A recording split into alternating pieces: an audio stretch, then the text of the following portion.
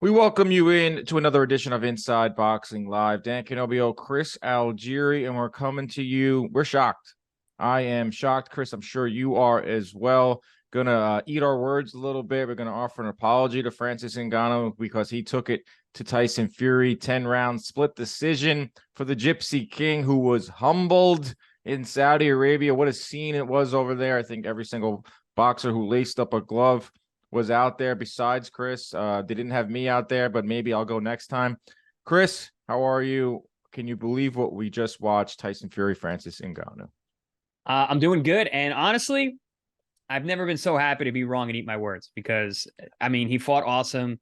I spoke to, so I think I've said it on air. I'm longtime friends with Francis Ngannou's MMA coach, Eric Nixick. I spoke to him this morning. That guy's a G. He's a legend now. He's literally becoming a legend in the sport. He was with Strickland when he beat Adesanya. He's got a ton of great fighters, and he reached out months ago when this fight first was announced and kind of talked about a few things that, because I've been transitioning sport as well. I went from kickboxing to boxing, so he's kind of asked me some questions about that. So I couldn't be more happy for these guys, and I mean, we'll get into more of the nitty gritty of it, but man, I tip in the hat. Tip in the hat. I did the same yesterday. Tip in the hat. Well done. Yesterday. Well done, gentlemen. Francis Ngannou, welcome to boxing. I think a lot of people are eating their words. When the fight first got announced, we were so against it. We did that instant reaction show, and I thought it was a farce. I thought it was a money grab.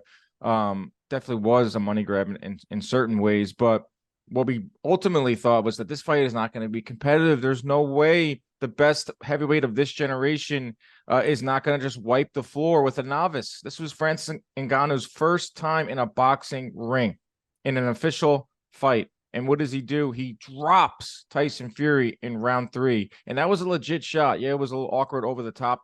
Probably hit the top of the head of Fury. But look at Fury's face when he went down. He was like, oh, yeah. Oh, baby. Like, oh, I'm in a fight now. And I think Tyson Fury is humbled. And anytime you can humble or a guy like Tyson Fury, who for months now, for years, we have been just tortured by the guy in terms of his front-facing videos, his empty negotiations, his empty call-outs to Joshua, to whatever, the trilogy with Wilder, the general inactiveness. It all came to a head here in Saudi Arabia. And I think there's just something kind of beautiful about a guy who we thought was never going to get that moment where he got humbled, because he probably is the best of this generation. And to see him humbled like that, to see him kind of have nothing to say afterwards, cancel the post-fight press conference, they're already pushed back the Usyk fight. I mean, this is like a big-time slice of humble pie for Tyson Fury. Yeah, I mean, again, like I said, I couldn't be happier that someone like this, was able to do what he did. And honestly, I mean, Fury could use some of that humble pie, and he's eating it. And yeah, I mean, what an event. It's crazy that it lives up to the hype, because there was so much hype, and it was so polar opposite of what we expected. We weren't expecting much at all. Like you and I were talking about, we didn't think this was going to be a contest. We thought that Fury was going to carry him. He wasn't carrying him. He's fighting for his life. He was fighting for his life. He had literally had to dig into his bag and box to pull out the win. Like, it was that kind of fight. And yeah, I mean, it's crazy. Listen, I hope Ngannou stays in boxing, by the way. Oh, dude, I told his coach that. He goes, hey, was there anything that, you said I'm working on anything? I'm like, dude, stay in boxing. Stay in boxing. He's 100% going to stay in. He looked great. Right. The hardest part that guys have when they transition from other sports where there's kicks and wrestling involved is balance. And that's one thing that I thought Francis did really, really well. He didn't overextend himself. I said to Eric, I was like, I was so impressed with the man's poise. He was very patient. He stayed within himself the best that he could. He didn't overshoot. He didn't get over his front foot, because that's what a lot of MMA guys do, is they come forward, they fall forward. They're always open for those shots up the middle. Never did that. Stayed on his back foot, countered well, used his strength, used his length. And I think the length was a big part for Fury. I didn't think he expected his arms to be that long, because that hook that he was throwing, Fury does a 3-2, a lead hook right hand combination. He catches you with a jab, and then he turns it into a hook and then a right hand. And you saw him come out in the very first round. That was the first thing he threw. And they had a counter for that. Coach Eric Nixick, Dewey Cooper. I mean, those are the guys that really deserve the praise. I know Tyson was in there, and there were people saying, oh, he's trained by Mike Tyson. Mike wasn't there day in and day out. That was a marketing thing. the guys who were really there were Eric Nicksick and Dewey Cooper, and they did an amazing job. They had a strategy for Tyson's 3-2, that overhand right that he throws, throw the hook over it, pull back and throw the hook over it, and that was the punch that actually dropped Fury, and he was doing it all night long. I was very impressed with his execution, Ngannou, with the game plan. He obviously had a strategy. The jab to the chest, the jab to the heart was there. That was a consistent weapon for them. All around, I mean, very, very impressive work. Francis Ngannou, welcome to the sport of boxing. Don't leave us. He's not going anywhere. This is awesome. I think there was a lot of people like trying to dunk on boxing. Our friend Ariel was having quite a victory lap on Twitter, saying the smug boxing media, let's give him an apology, and we finally got one. MMA, we did it, and it is going to open the doors to more. I'm not looking at it that way. I'm looking. I'm not either. I think Helwani, I think a lot of the MMA people are kind of underestimating how lowly boxing fans were starting to think of Tyson Fury.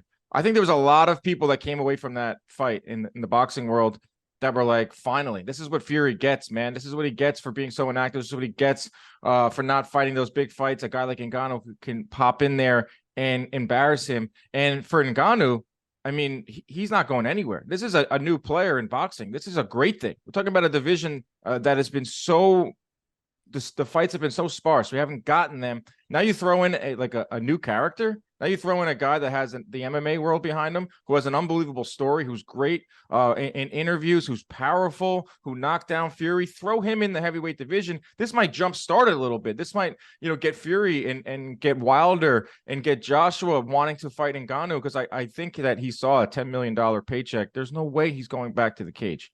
And he has this deal with the PFL that allows him to go out and seek boxing matches. I would be shocked if he gets into the cage in the next 3 to 4 years. The guy's going to make so much money. We went into this fight saying this is not on Ngannou. We're very happy for him. It's a guy that went out there and figured out his worth and defeated Dana White and all that. So I'm happy. I mean, I'm thrilled. I think, Chris, you're the same way. It's like we got a new character. We have a new guy in the heavyweight division. WBC wants to put him in the top 10 rankings. I actually don't think that's that wild, considering how bad the heavyweight division is. So MMA fans can say, yeah, we got one, but no, you didn't. We took one. We have Francis Ngannou in boxing now. Thank you. Yeah, you took the words out of my mouth. I was yeah, no, we got a new one now. you think you got a victory. First of all, you didn't. He did lose, but now we got a new fighter. We got a new heavyweight that can be in the mix. And I remember the first time I met Francis, he told me boxing was his first love, and he wanted to be a boxer. He just went the route of kickboxing and MMA, which happens to a lot of us. I mean, boxing was always my first love, but I went kickboxing first, and then I came over from that. But listen, man. Come on, Francis. If you're listening, stay in the cage, bro. I say stay in the ring, bro. Dude, no, you think he's gonna leave? Like, he just got a taste of one of the biggest events, $10 million at the minimum, and he just took the best fighter, or best heavyweight of this generation to the brink. Let's actually talk about the fight. I know the fight almost seemed like an afterthought because, even if Fury got his hand raised, a lot of people thought he lost because he went life and death with a novice. I wasn't judging it. I was kind of just laying back and watching it as a spectacle. Didn't think that it was going to be anything worth scoring. But I will say this. I thought the first couple of rounds, maybe Ngannou won the second round. The first round was like a feeling out one. Fury started to kind of find his rhythm around the middle. And then the third is when Fury goes down. And then the middle rounds, I thought Ngannou had a great game plan up until the knockdown. I thought after that, he started to get a little he started head hunting, and he kind of got away from his game plan a little bit, Ngannou, before finding it again in the eighth. What Ngannou is going to kick himself for is the ninth and 10th round. He only landed 6 total punches in the 9th and 10th round. Fury stepped on the gas pedal in the 9th and 10th and got the close decision on my part. I could see it being, Fury winning 6 rounds, 6-4, but with the knockdown makes it a 1-point fight. That's how I could possibly see it playing out. That's insane. That's how I saw the fight playing out. How did you see it? Yeah, I had it 7-3, 7-3, 6-4. Then the knockdown brings it that much closer. But yeah, I mean, Ngannou could have done more. He fought a very reserved counter fight, which really worked out well. Because there were times when he did move forward, and there you saw the problems with balance and kind of getting over his front foot at times, getting a little bit wild there. But other than that, I mean, no, he boxed great. He looked like a boxer. But yeah, for Tyson won the fight. It's still a boxing match, and so Tyson won, but the name of the show is the baddest man on the planet, right? Yeah. Francis Ngannou is the baddest man on the planet, not Tyson Fury. Tyson Fury won the match, won the fight, but the baddest man on the planet is Francis Ngannou. Tyson Fury won the fight. He lost the war. Quick timeout to talk to you about our friends over at DraftKings. NBA fans, the wait is over. Basketball is back, and DraftKings Sportsbook, the official sports betting partner of the NBA, is celebrating an unbeatable offer. New customers can score $200 instantly in bonus bets for throwing down $5 on the NBA. Win or lose, it doesn't matter. You'll start the season with an instant dub. And with DraftKings parlays, everyone's got a shot at even bigger basketball wins. String together multiple bets from the same game or build your parlay across multiple games for a shot at making your payday even sweeter. Basketball is even more fun when you're in on the action. So download the DraftKings Sportsbook app right now. Use code IBL. New customers can get $200 in bonus bets instantly. That's just $5. And you get $200 in bonus bets instantly only on DraftKings Sportsbook with code IBL. The crown is yours. Gambling problem? Call 1-800-GAMBLER, or you can visit www.1800gambler.net.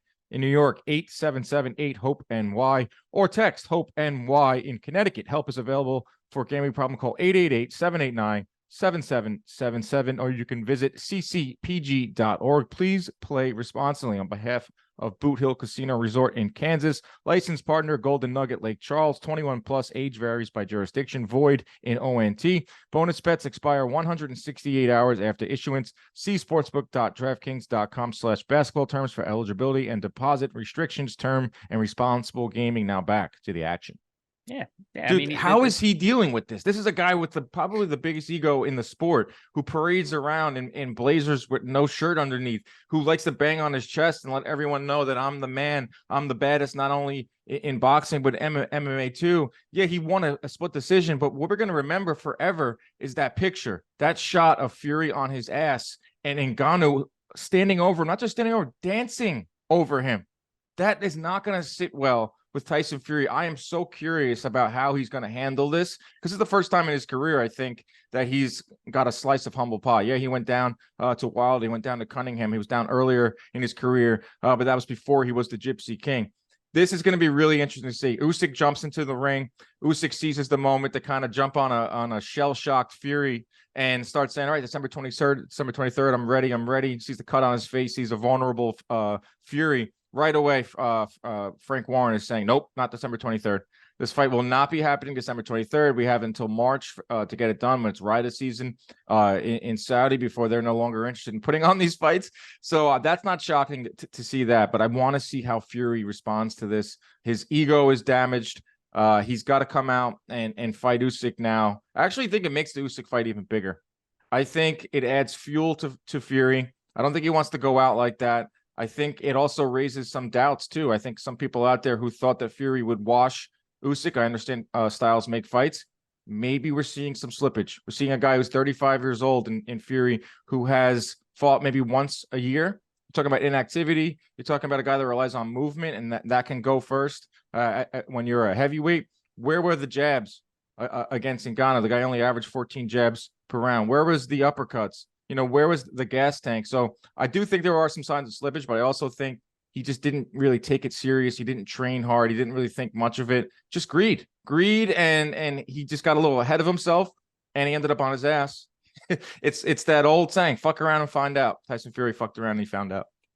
I can't speak to his training. If he didn't take the fight seriously, I don't know any of that, for certain. I don't think any of us will ever. Right. But he did not look good. He did not look sharp. His punches were. I'm watching these punches that are thrown. He's normally very accurate with, and they were just off. Even the punch that dropped him, he was throwing his 3-2, and he just literally missed with the right hand. It just missed Ngannou's chin, but he punched the wrong place, and that allowed for the punch to land over the top and hit him on the head and knock him down. Now he gets behind that shoulder the way he normally does. He puts that punch where he needs to and clips Ngannou in the chin. He wins that exchange. Doesn't get dropped. but he was off. Everything was off. He just, Right. it could have been the awkwardness of Ngannou. It could have been things that you said in terms of not taking this fight seriously. It could have been just Combination of both. A little bit of hubris going in there, like, oh, I'm going to come out there and just bang this guy out. I don't need a jab. I didn't train for a jab. I trained to throw 3-2s and knock him out with big right hands. That's the thing about jabbing. If you have not trained your jab for any camp, even if you're a good jabber, you can't just go out there and start jabbing. It's not gonna be there. The timing's not gonna be there. The shoulder conditioning isn't gonna be there. The rhythm isn't gonna be there. And that was the thing that was really off, I thought, with Tyson, was his rhythm. He's normally a very rhythmic fighter, and he builds. That was not there. He could not build his momentum. He could not find his rhythm. And again, he mentioned how awkward Ngannou is. And Ngannou, listen, he wasn't awkward in terms of, I'm watching him like, oh, he doesn't look awkward. But listen, the movement and the way guys move together and that rhythm, that can be thrown off by a guy who doesn't really understand the dance moves. And Ngannou doesn't. He's not at that level. So like, you feint the guy and he doesn't react. It's like, well, that kind of throws you off. Yeah. So a lot of times when you fight those guys who are lower level in terms of their boxing IQ, but are still physically strong, makes for a really, really difficult fight. Yeah. I fought guys like that early in my career that are just like strong, but just their boxing just wasn't there. I'm feinting, I'm doing all these moves, and they're not reacting. It's like, oh, okay, I just got to fight you now. And then it becomes somewhat of a more even fight. Yeah, I think Ngannou, another thing too is the strength. I think the strength really took and durability Fury off. Yeah, durability, chin, the strength. I think this, on those exchanges inside where they were holding and stuff, I think for the first time in a long time, Fury tried to out-muscle opponent, and he really couldn't move him. Another thing, and that's what I was saying about the balance of Ngannou, because a lot of times, even strong guys on the inside, when they're boxing and they have shoes on, they're not used to the balance and the exchange. And a lot of times, a guy like Fury will be able to muscle a guy around that way because they don't have their feet underneath them. Ngannou did. He had a great balance on the inside and was very, very strong. Is very strong. I think I was at least looking at this. I was like, all right, Fury is going to do what he did to Wilder in the third fight. He's eventually just going to like overpower him, and then there's going to be a stoppage late. I was waiting for that, and that just never came. So that's interesting to see. I think for the first time in a long time, we have questions about Tyson Fury. I'll ask you, Chris, this Usyk fight. I asked you a few months back, and you were like, there's no chance Usyk can beat Fury. After what you saw from Tyson Fury against Ngannou, do you give Usyk a better chance to beat Fury in an undisputed fight? No. I don't think it matters. It's just styles make fights. I think it's size. One of the things that we saw last night with Tyson Fury, he has trouble with guys his size. They were 5 pounds apart, 278, 273. A big man, long arms, the physical size. He hasn't fought a guy his size since he was lighter. I think when he fought Klitschko, who was probably one of the guys who was closest in terms of weight.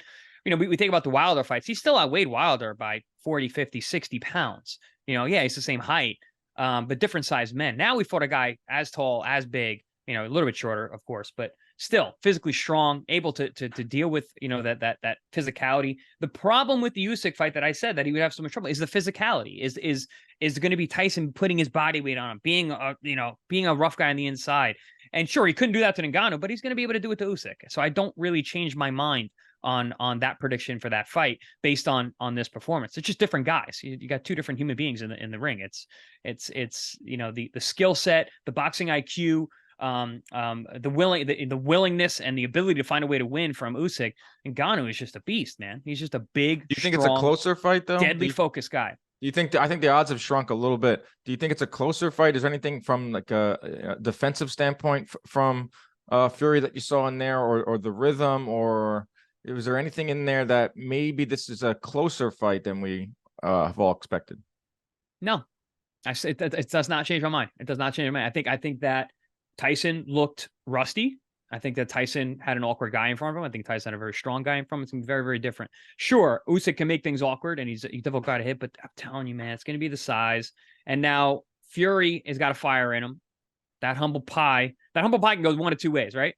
He's either falling off the deep end, and we're not going to hear about him anymore, and he's going to be in a halfway house, or he's going to actually get in the gym, get in shape, and come out guns blazing for his next fight. I actually think that's 50-50 possibility. In terms of which way he goes, yeah. Yes. Humble pie can drag you in like, what is he feeling today? Like, what is he feeling today? Like, he went into this, I'm putting together this MMA fight. I got every legend in the sport here in the crowd, which at first I thought was cool. Then I was like, all right, they're obviously there because they got paid by the Saudi government. Then it became cool again because watching the legends watch the fight, it was so like Pacquiao was so pumped, Tyson was pumped, Holyfield, Lennox Lewis. Then you have all the MMA crowd, and it created this like legit MMA versus boxing audience, and it just happened to be not just fans, it was actual legends of the sport, like Chuck Liddell, Junior Dos Santos. They were going absolutely nuts. Israel Adesanya. So it really had this boxing versus MMA feel that, you know, a lot of these fights didn't have for a while. It started to get stale. It started with Mayweather and McGregor. And then for a while now, for the last 5-6 years, we've been trying this boxing versus MMA thing. It just has been stale. The fans are not as into it. The fighters aren't as into it. But this is the biggest crossover fight since May, Mac.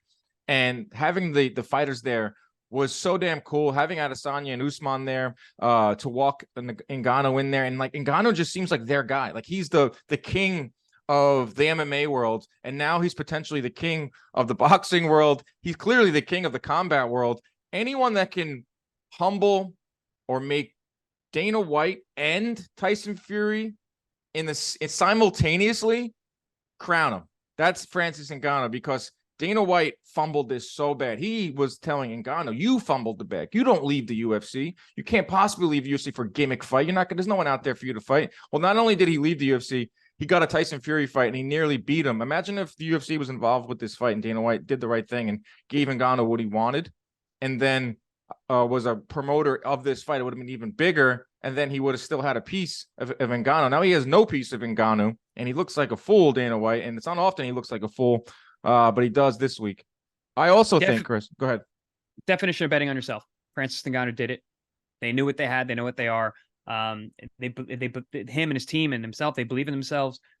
This is, I mean, it's an awesome story. It really, to add on to the awesome story that already is Francis Ngannou, incredible. This is, I'm super excited for it. I'm so happy for the guys. I'm so happy that this happened. I think it spices things up in a way that is super unexpected. I mean, we've been shitting on this fight for so long, and like now we're on the other end of it. We're excited about it. Well, that's the in hindsight, we're excited. Right. That's the beauty of our show, and that's the beauty of you and I. It's like, yeah, we were shitting all over it, and I didn't give Ngannou a shot at all, but I'm not afraid, or I'm not ashamed to come out here and say we were wrong. A lot of people. I'm eating my words with a smile on my face. Like, right, because we got great. Francis Ngannou. What's good for boxing is good for boxing. I do think this is I think this poured gasoline on the boxer versus MMA fights. I actually thought it was dying out, but it is going to be back with a vengeance. I can actually see a Sean O'Malley fighting a Gervonta Davis or a Devin Haney. I can see Usman or any of the middleweights, Leon Edwards trying to fight Canelo Alvarez. I can see some of the heavyweights. Leon Edwards could probably do it. He's a very good striker. Right, Leon Edwards going up against Canelo Alvarez. I can see this starting to gain some more steam. I can see it kind of back into the forefront, because finally MMA got their win, even though it wasn't a win, because for years they've been getting pushed down by boxers and then the boxing side of things. But this, and the biggest one, MMA came out on top. And I think this is just going to fuel the fire for these crossover fights. I honestly do think that there is a market for them now, as crazy as that sounds. Do you agree? I do, and especially, because Saudi is going to be and would be more involved in that. I don't think they want to be just dealing with boxing or just dealing with MMA. But the crossovers, there's going to be a lot of opportunity for that.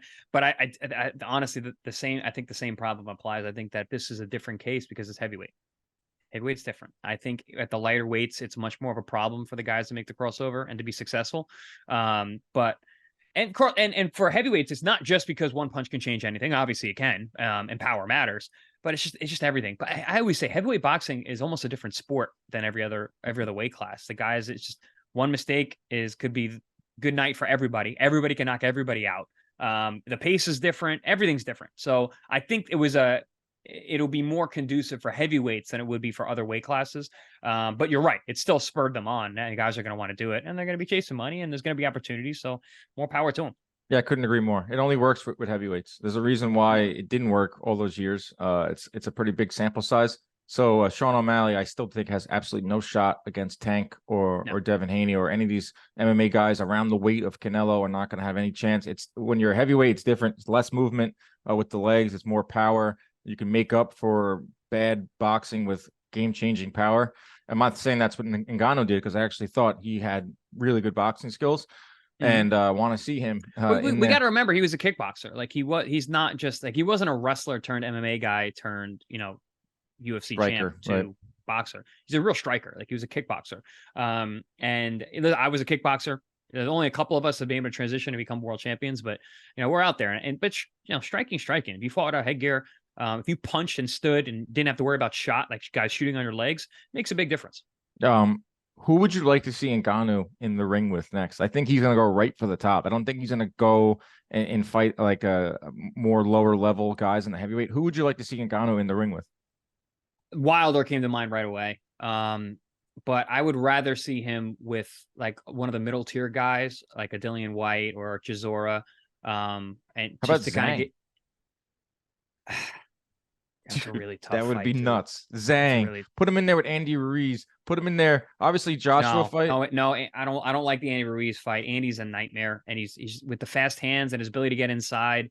I think that'd be not, and he can really punch. I want to see Francis get in with a guy that he should beat, like a boxer that he should beat in over a 10-round fight. Like that's why I mean, like I said, like a Dillian White or like a Chisora.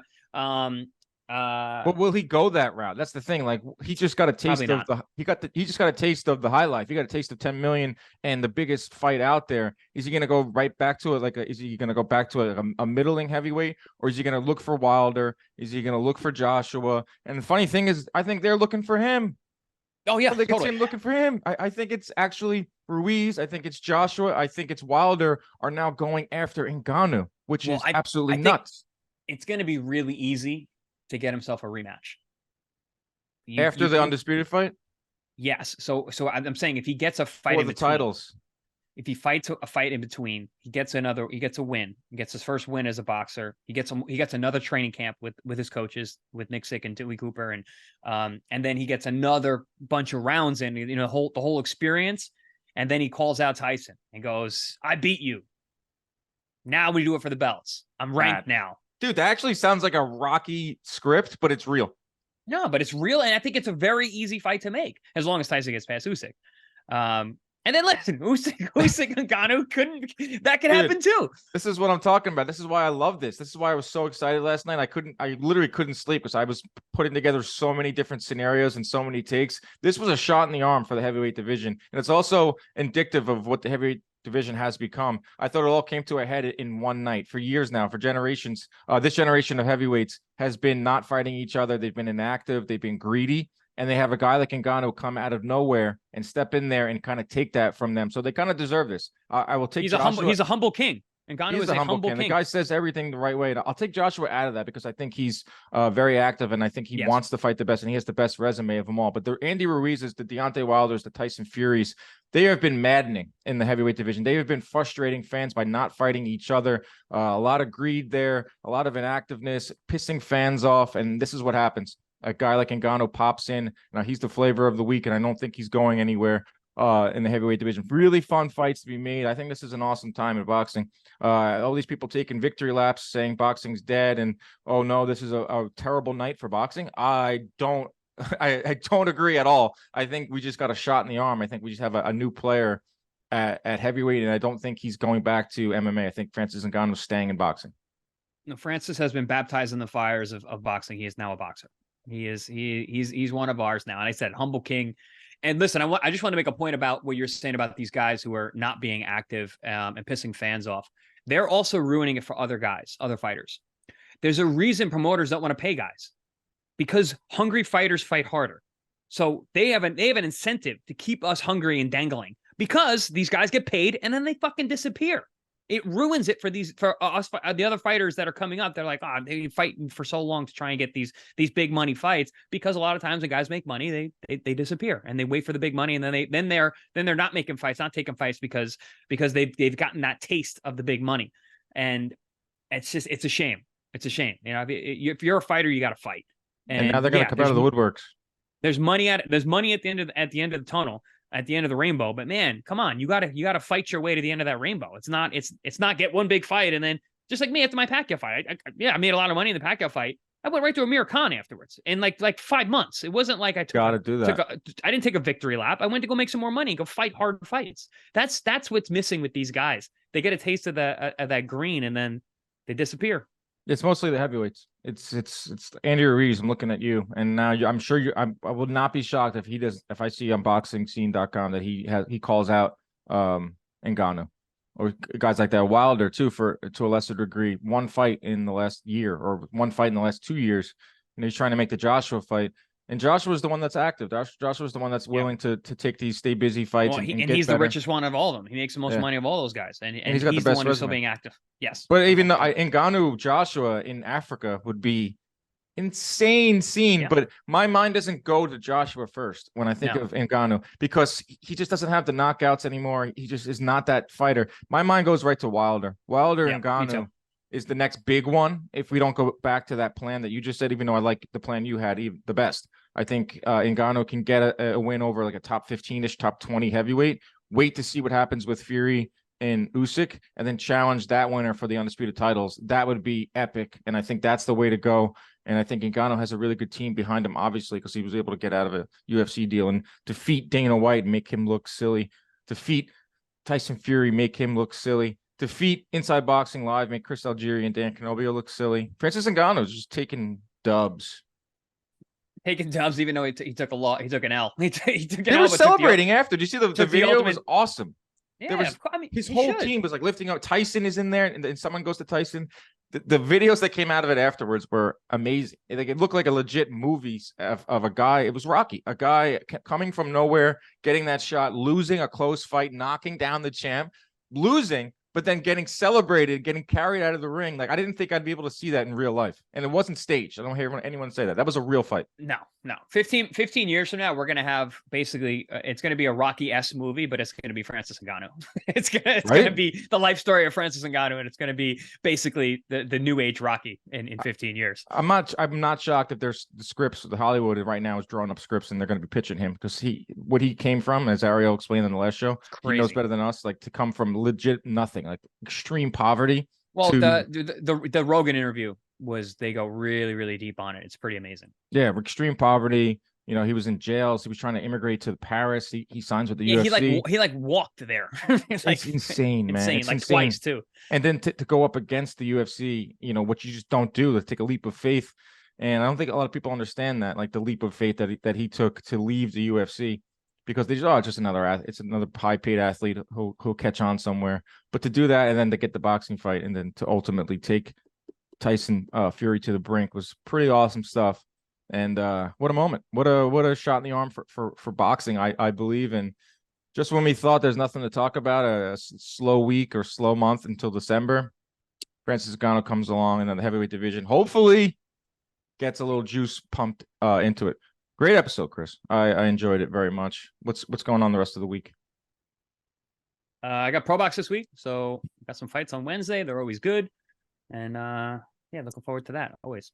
Yeah, man. I was with Paulie this weekend over at Amanda Serrano. It was a great weekend, man. A great weekend of boxing all around. There was also Shaqy Foster in Rocky. Oh, man, he's good. That was a great fight. Round of the year, round 11. He's good, man. We predicted that he was going to beat oh man, I'm drawing a blank. Who's the Mexican fighter that moved up? Yeah. What's his name? Cepeda. No. The big tall guy. Yes. I have his face is right there. I know. I apologize to him very much right now. Very good fighter too. He's been a champ for a while. Yeah, and he moved up to fighter Shaqy, and we predicted that Shaqy was going to beat him. But he looked phenomenal this weekend. He's an excellent fighter. That was an awesome fight, and Amanda Serrano going 12 rounds, women's boxing, throwing over 1,100 punches. It was like a real treat and an honor to be a very small part of that, to be on the call. Alongside Holly Holm, Layla Ali was there. Christy Martin was in attendance. There was like 4,100 people packed into a ballroom at the. Holly was on the call with you guys, right? Yeah, she was. Yeah. She was awesome. She was seeing things in there, and she could, speak to the fact of 2-minute rounds versus 3-minute rounds, and she fought 5-minute rounds in UFC. So awesome boxing weekend. We'll be back maybe later in the week, if not next week for sure. Protect yourselves at all times. Keep your hands up at all times. Stay out of those DMs. Francis Ngannou is the king of boxing. We out.